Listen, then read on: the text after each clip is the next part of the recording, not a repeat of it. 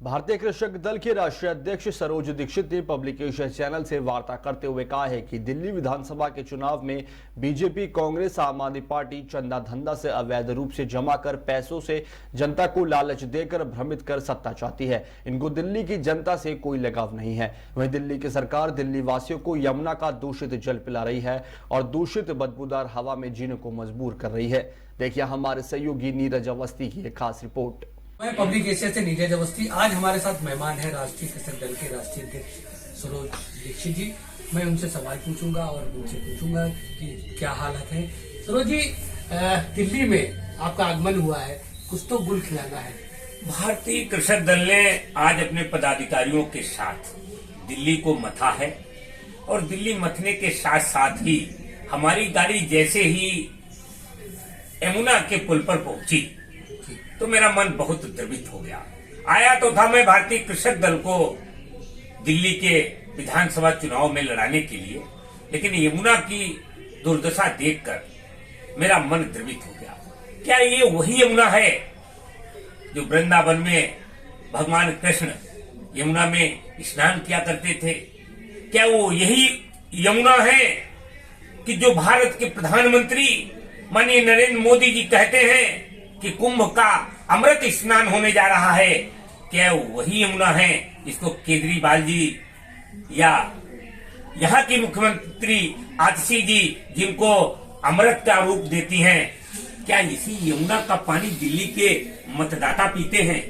उसके बावजूद जिस तरीके से बदबू और महक लगी, क्या दिल्ली के लोग यमुना का ये अमृत पीकर के भाजपा, कांग्रेस और आम आदमी पार्टी को वोट देते हैं? आज मैं आपके चैनल के माध्यम से बड़ी विनम्रता के साथ दिल्ली के मतदाताओं से ये अपील करना चाहता हूं कि आदिकाल से यमुना, गंगा, गोमती तमाम पवित्र नदियां हमारी धरोहर रही हैं, जिनका पानी पीने के बाद हम अपने को पवित्र महसूस करते हैं।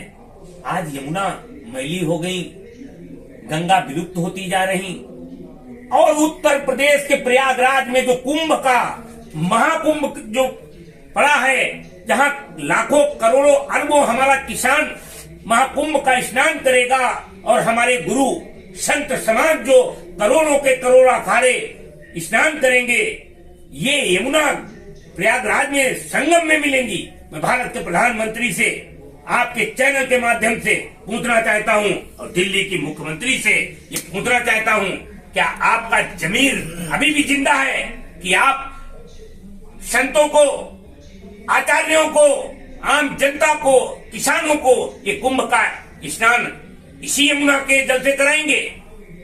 भारतीय कृषक दल दिल्ली आया हुआ है। निश्चित रूप से पार्टी पदाधिकारियों के साथ आज मैं मंथन करूंगा, चिंतन करूंगा और यमुना को लेकर के, संगम को लेकर के प्रधानमंत्री और दिल्ली की मुख्यमंत्री को चिट्ठी लिखूंगा। साथ ही दिल्ली के चुनाव में भी भागीदारी पर आज चर्चा करूंगा। देखिए सरोज जी, बात बहुत दूर की है, लेकिन ये भी है कि किसानों के बगैर की राजनीति कुछ भी नहीं है।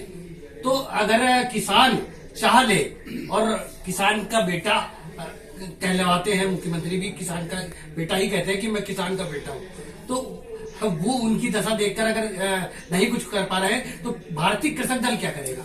देखिए, ये को किसान के बेटे नहीं है, सीधी भाषा में बता दूं, मैं किसान हूं। ये बनावटी किसान है। ये चंदा लेकर के विभिन्न कंपनियों से, विभिन्न दबावों से पैसा लेकर के जनता को विज्ञापनों के माध्यम से या तमाम धन खर्च करके भ्रमित तो कर सकते हैं, लेकिन किसान नहीं हो सकते। किसान आज भी किसी को, किसान का बेटा किसी को ऐसा उत्पादन भी नहीं पैदा करके देता जिससे लोगों में ऊर्जा न रहे, जोश न रहे। हम जो पैदा करके देते हैं उससे पूरा विश्व, सारे पशु पक्षी सब आनंदित होते हैं, उनका भरण पोषण होता है। लेकिन यमुना हम गंदी नहीं करते हैं। दिल्ली के मुख्यमंत्री जी के प्रधानमंत्री जी, आपने विभाग के विभाग बनवा दिए, नमामि गंगे करा दी, लेकिन क्या आपको ये नहीं लगता है कि आप यमुना की बदबू नहीं आप देख रहे हैं कितनी दूर है?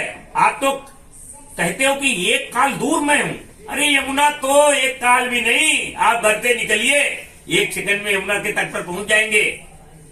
किस आधार पर आप दिल्ली वासियों को क्या केवल फ्री का लालच दे करके, फ्री का बांट करके आप सत्ता में रहना चाहते हैं? तो यदि ऐसे सत्ता में रहना चाहते हैं तो मैं फिर कहता हूं, पूरे देश का किसान, दिल्ली का मतदाता, दिल्ली का बुद्धिजीवी वर्ग आम आदमी पार्टी, कांग्रेस और भारतीय जनता पार्टी को वोट नहीं देना चाहिए।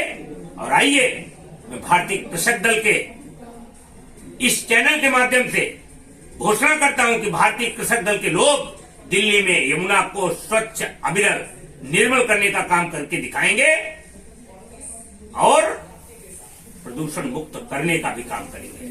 और आप जानते हो, किसान की ताकत बड़ी ताकत है, जो देश को अन्न पैदा करके, धरती माँ का सीना चीर के अन्न पैदा करके पूरे देश को खिलाता है और पक्षियों को खिलाता है। वो दिल्ली वासियों को निश्चित रूप से एक तोहफा देने का काम करेगा।